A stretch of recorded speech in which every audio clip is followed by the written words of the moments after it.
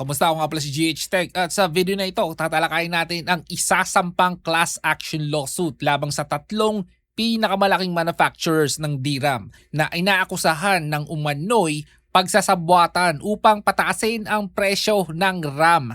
Bago natin talakayin ang mga detalye ng kaso, mahalagang maintindihan kung bakit malaking usapan to. Ang DRAM o Dynamic Random Access Memory ay isa sa mga pangunahing components ng halos lahat ng modernong computer, laptop, gaming console at servers. Ito ang pansamantalang memory na ginagamit ng system habang tumatakbo ang mga applications. Kaya kapag tumaas ang presyo nito, maaari rin itong maapektuhan ang presyo ng maraming electronic devices. Katulad ng nakikita nyo ngayon, halos lahat ng gaming console nagtaas ng presyo. Ang PlayStation 6 ay nagbabantang around $1,000 daw ang isang piraso. Bangkarote tayo dyan. Alam nyo din naman na ang mahal ng DRAM ngayon sa Shopee at sa Lazada. Medyo nagbumura na yung DDR4 pero yung DDR5 ay uti-uti tumataas pa rin. So ayon sa class action lawsuit, sinasabing pinagkasunduan ng Samsung, SK Hynix at Micron na limitahan ang supply ng conventional DRAM habang mas binibigyang prioridad ang produksyon ng high bandwidth memory or HBM. Ang HBM ay isang klase ng memory na pangunahing ginagamit sa AI accelerators at data centers dahil mas mataas ang bandwidth ito kumpara sa ordinaryong DRAM na nabibili natin online.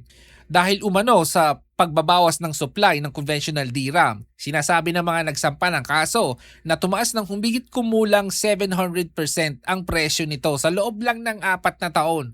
Kung mapapatunayang totoo ang aligasyong ito, maaaring itong magkaroon ng epekto hindi lang sa mga bumibili ng RAM bilang individual component, kundi pati na rin sa mga manufacturers ng laptop, desktop, graphics card at gaming consoles na gumagamit ng DRAM sa kanilang mga produkto.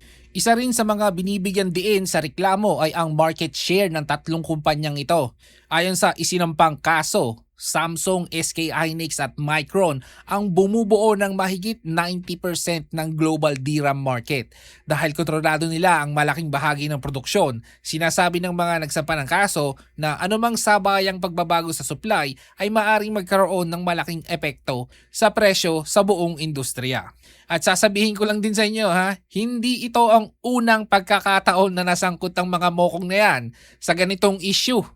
Noong mga early 2000s, nagkaroon din ng DRAM price fixing case na kung saan umamin sa kaso ang Samsung at Hynix at nagbayad ng malaking multa matapos ang investigasyon ng US Department of Justice. Samantala, nakaiwas naman ang mokong na Micron matapos itong makipagtulungan sa mga otoridad. Binanggit din sa bagong reklamo ang naging investigasyon ng Chinese regulators kaugnay ng pagtaas ng presyo ng RAM noong 2016 hanggang 2018.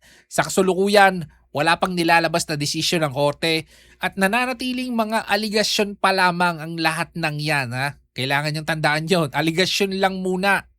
Hinihiling ng mga nagsampa ng kaso na mabigyan sila ng danyos at kung mapapatunayang may paglabag sa batas. Nais din nilang atasan ang mga kumpanyang itigil ang umano'y coordinated na paghihigpit sa supply ng conventional DRAM. Kung magpapatuloy ang kasong ito, posibleng maging mahalagang development ito hindi lamang para sa industriya ng memory, kundi pati na rin sa presyo ng mga susunod na PC components, gaming consoles at iba pang consumer electronics na umaasa sa DRAM.